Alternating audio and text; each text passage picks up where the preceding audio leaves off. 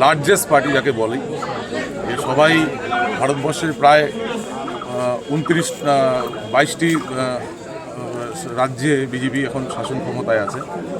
তো সেখান থেকে নরেন্দ্র মোদীর উন্নয়ন এবং রাষ্ট্রবাদী চিন্তাভাবনা, এটা আমাদের প্রত্যেকটা ভারতীয়র মধ্যে এটা থাকা উচিত যে আমাদের কাছে আগে দেশটা আগে বড়। রাজনীতি, সব রকম রাজনীতি তাদের কর্মসূচি করতেই পারে, সেটা না, কিন্তু যে নীতি আমার দেশকে শক্তিশালী করবে, আমার যে দেশের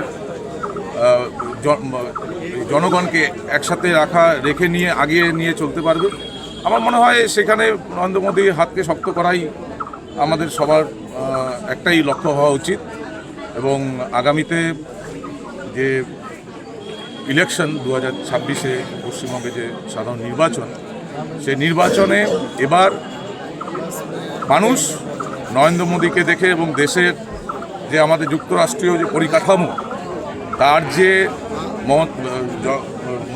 আমাদের দেশের প্রধানমন্ত্রী যে তার রাস্তাটা দেখিয়ে দিয়ে গেছে, আমার মনে হয় সবাইকে একজোট হয়ে ভারতীয় জনতা পার্টির ছত্রছায়ায় সবাইকে আসা উচিত।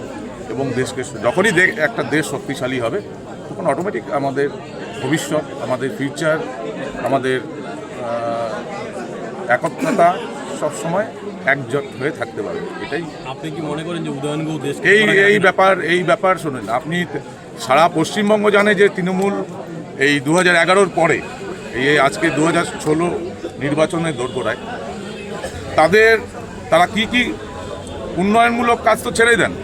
10 টাকার উন্নয়ন হলে 5 টাকার পকেট মানি, কাটমানি, 5 টাকার উন্নয়ন দেখানো, এগুলো করে বেশি দূর আগানো যাবে না। সুতরাং মানুষ বুঝে গেছে তৃণমূলের আসল চরিত্রটা। যারা শুভবুদ্ধি সম্পন্ন মানুষ, তাদের কাছে আমি একটাই আবেদন করব যে যদি সত্যি সত্যি আপনারা দেশকে ভালোবাসেন, রাষ্ট্রবাদী মনোভাব নিয়ে চলতে চান, তাহলে এবার 2026-এ ভারতীয় জনতা পার্টির প্রত্যেকটি প্রার্থীকে জয়যুক্ত করবেন এবং সুষ্ঠু একটা সমাজ আমাদের পশ্চিমবঙ্গে যেটা আমাদের 2011-র পর থেকে এই 14-15 বছরের এই শাসনকালে মমতা ব্যানার্জি যেটা নষ্ট হয়ে গেছে, সেটা আবার সেই গৌরব আবার যেন ভারতীয় জনতা পার্টির হাত ধরে, প্রত্যেকটা কার্যকর্তার হাত ধরে আবার ফিরে আসে, এই অনুরোধ। আপনি আগে কোন দলে ছিলেন, আপনার পরিচয় কি? দেখুন, দল, আমি ছাত্র জীবন রাজনীতি থেকে আমি বামফ্রন্ট করতাম। আপনারা সবাই হয়তো জানেন আমি কলেজ রাজনীতি থেকেই রাজনীতিটা আমি শুরু করছি।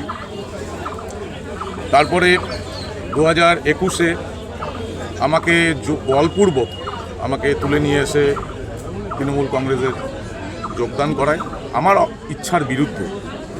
সেখান থেকে আমার তাদের কালচারটা ভালো লাগতো না জন্য আমি সেভাবে পার্টির কোনো কাজে সেভাবে অংশগ্রহণ করতাম না।